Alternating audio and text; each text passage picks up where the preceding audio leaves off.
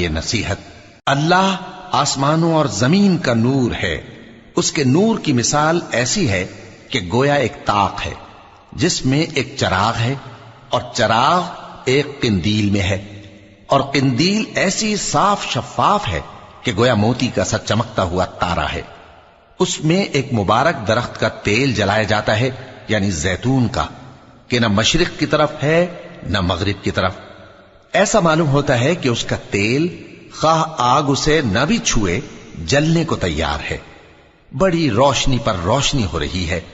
اللہ اپنے نور سے جس کو چاہتا ہے سیدھی راہ دکھاتا ہے، اور اللہ جو مثالیں بیان فرماتا ہے تو لوگوں کے سمجھانے کے لیے، اور اللہ ہر چیز سے واقف ہے۔